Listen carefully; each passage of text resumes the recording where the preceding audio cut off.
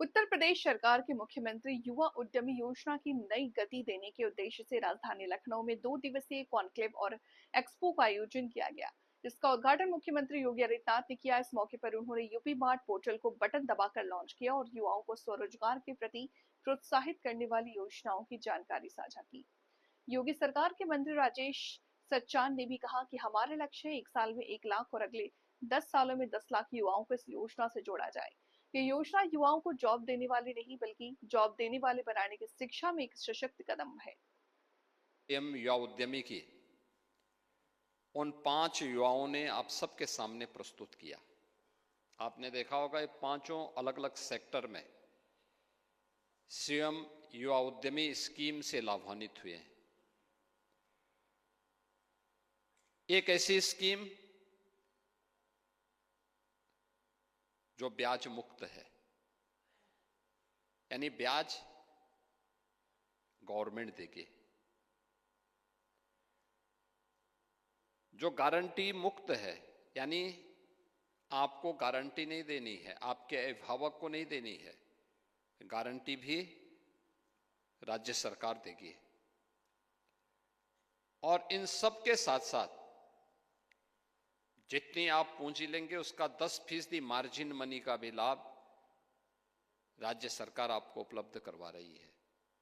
और इसी का परिणाम है कि 2,751 करोड़ रुपए अब तक हमने प्रदेश के उन 68,000 से अधिक युवाओं को उपलब्ध करवाया है, जो नए उद्यमी के रूप में उत्तर प्रदेश के विकास की इस यात्रा में सहभागी बनना चाहते हैं। यानी ये उत्तर प्रदेश की उस अनलिमिटेड पोटेंशियल का प्रदर्शन है जिसके लिए उत्तर प्रदेश को जाना जाना चाहिए था।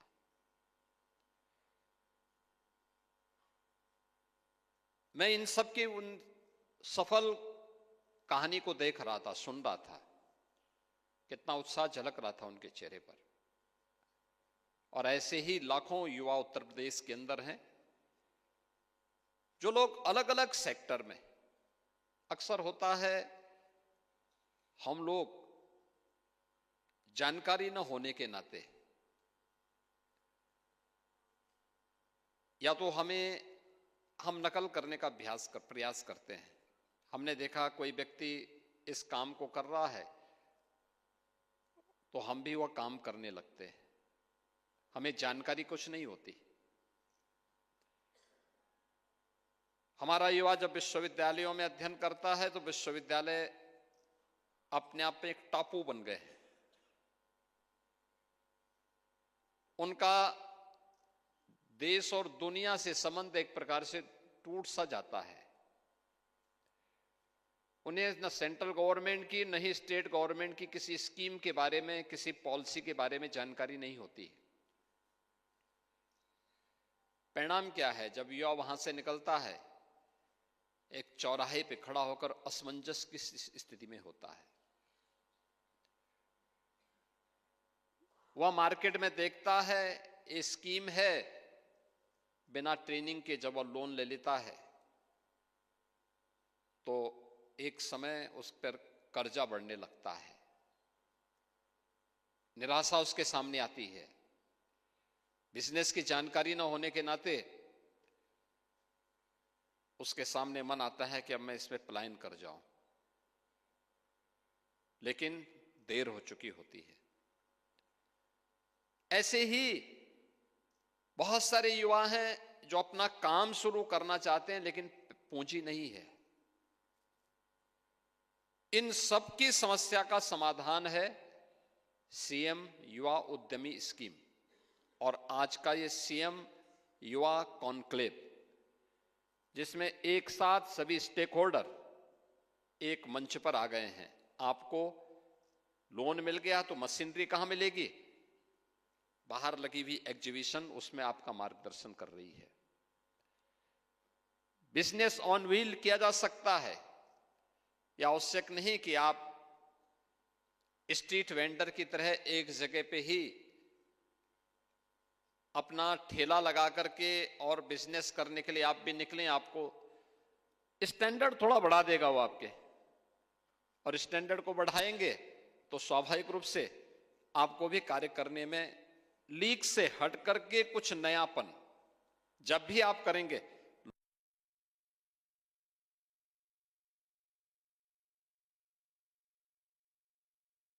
गए हैं कि उन तक भी सीएम युवा उद्यमी स्कीम की जानकारी उनको मिले, केंद्र और राज्य सरकार क्या क्या कुछ कर रही है युवाओं के लिए, इसकी जानकारी मिल सके, वे युवाओं को दे सके और अधिक से अधिक युवा इससे लाभान्वित हो सके।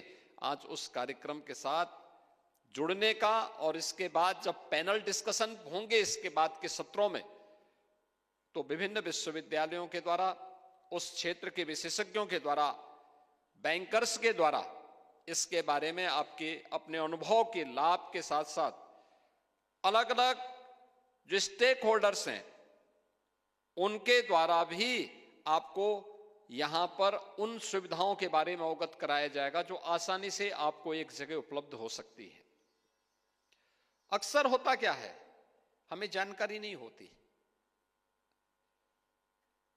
जानकारी इस बात की नहीं होती कि सरकार की भी ये स्कीम है, और यही स्थिति थी 2017 के पहले। 2017 के पहले उत्तर प्रदेश के अंदर हमें सबसे पहले इस बात को ध्यान में रखना होगा कि उत्तर प्रदेश इस मामले में बहुत समृद्ध रहा है। पहले से ही सैकड़ों वर्षों से यहां पे सूक्ष्म लघु उद्यम बड़े पैमाने पे थे। कमोवेश हर एक जनपद में, हर एक कस्बे के आसपास उसका एक बहुत अच्छा क्लस्टर पहले से मौजूद था। लेकिन पिछली सरकार उसके महत्व को नहीं समझ पाई। समझती भी कैसे? समझने के लिए उस प्रकार की सोच चाहिए जिन लोगों की सोच केवल परिवार तक सीमित हो, जिन्होंने सत्ता हथियाने के लिए समाज के विभाजन को ही आधार बनाया हो। वे लोग देश की सबसे बड़ी आबादी के उन लाखों युवाओं के बारे में कैसे सोच सकते थे जिनका भविष्य इन सभी स्कीम के अंदर छुपा हुआ था। और यही कारण था कि वे लोग लगातार प्रदेश के एमएसएमई उद्यम को बंद करवाने के लिए उस प्रकार की साजिश का हिस्सा बन गए थे। मुझे याद है 2017 में जब हमारी सरकार बनी थी, तो सरकार बनने के पूर्व उस समय भारतीय जनता पार्टी ने आदरणीय प्रधानमंत्री मोदी जी के मार्गदर्शन में जो अपना लोक कल्याण संकल्प पत्र बना था, उस लोक कल्याण संकल्प पत्र में इस बात का उल्लेख किया था कि सरकार आएगी तो सरकार प्रदेश के परंपरागत उद्यम को प्रोत्साहित करने के लिए एक नई स्कीम को लेकर के आएगी। एक लाइन का यह संकल्प पत्र था। 17 में मुझे मुख्यमंत्री बनाया गया। जब मैं मुख्यमंत्री बना तो ये परंपरागत उद्यम में क्या करना है, जब पूरे प्रदेश भर का मैंने अध्ययन कराया तो मुझे लगा कि हर एक जनपद में कुछ ना कुछ तो है और इस दिशा हम बड़े समृद्ध हैं, लेकिन ये सभी दम तोड़ रहा है। पिछली सरकारों की अराजकता, गुंडागिर्दी, भ्रष्टाचार और बेईमानी ने इस पूरे क्षेत्र को दम तोड़ने के लिए छोड़ दिया था, पलायन करने के लिए मजबूर कर दिया था। लोग पलायन कर रहे थे। परिणाम था कि बड़े पैमाने पर यहां का उद्यम बंद होता हुआ दिखाई दिया।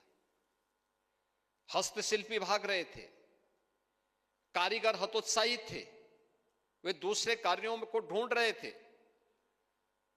और तब हम लोगों ने उस समय एक कमेटी गठित करके जो स्कीम लॉन्च की थी, उसका नाम था वन डिस्ट्रिक्ट वन प्रोडक्ट की, जिसमें एक जिले की एक प्रोडक्ट।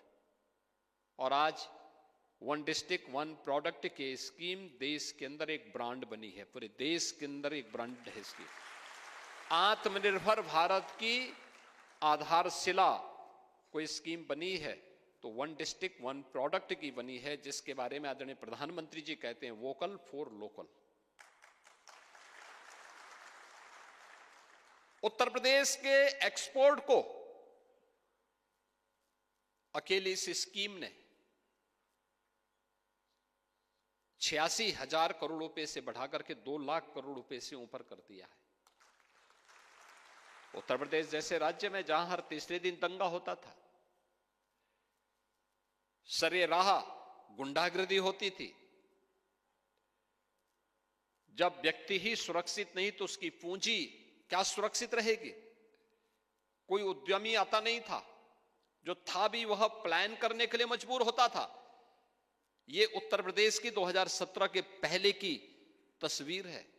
महीनों महीनों कर्फ्यू लगा रहता था। क्या कर्फ्यू के माहौल में कोई उद्यम चलाएगा, व्यवसाय करेगा,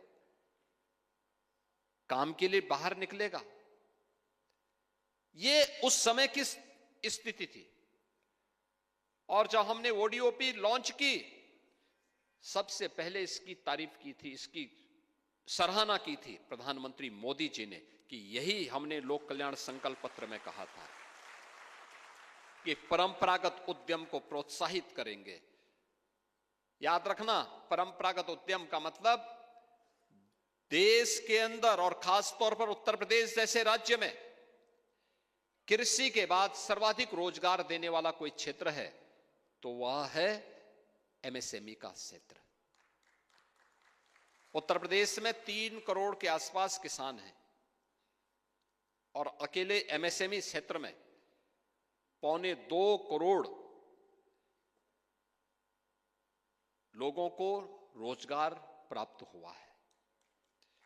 अब आप सोचो, खेती के लिए सरकार का प्रोत्साहन अगर बंद हो, ये 3 करोड़ लोग यानी 3 करोड़ परिवार सीधे सीधे इससे प्रभावित होते हैं। 3 करोड़ परिवार का मतलब 15 करोड़ लोग प्रभावित होते हैं। अगर 1.25 करोड़ लोग जो एमएसएमई के साथ यूपी के अंदर जुड़े हुए हैं, इस उद्योग